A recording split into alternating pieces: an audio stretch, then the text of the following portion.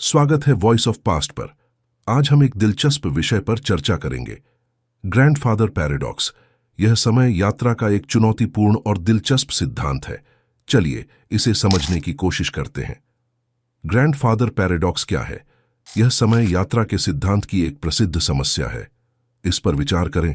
मान लीजिए आपने एक टाइम ट्रैवल यंत्र खोज लिया है और अतीत में चले जाते हैं, जब आपके दादा दादी ने अभी तक बच्चे को जन्म नहीं दिया था। अब अगर आप ऐसा कुछ करते हैं जिससे आपके दादा अपनी दादी से मिल नहीं पाते, तो आपके माता पिता का जन्म नहीं होगा। इसका मतलब है कि आप भी जन्म नहीं लेंगे। तो आप अतीत में जाकर अपने दादा को कैसे रोकेंगे? यह एक तार्किक अस्थिरता पैदा करता है, एक लूप जहां एक घटना का कारण भी उसका परिणाम बन जाता है। यह टाइम ट्रैवल के लिए एक बड़ा चुनौती पेश करता है। इस पैराडॉक्स के समाधान के लिए कुछ सिद्धांत हैं।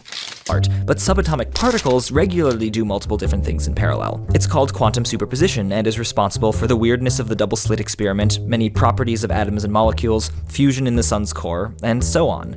So if the universe were to exist in a superposition of two states, your grandfather is alive and your grandfather is dead, then the natural result is a superposition of two states. You're born and able to go back in time to kill your grandfather, and you're not born. And the natural result of these is a superposition of two states. Your grandfather is dead and your grandfather is alive. And so, at least from a logical perspective, this looping timeline is entirely consistent and there's no paradox. And a similar paradox-free solution can be obtained by viewing the problem as a steady-state solution to a Markov chain, but I won't go into that here.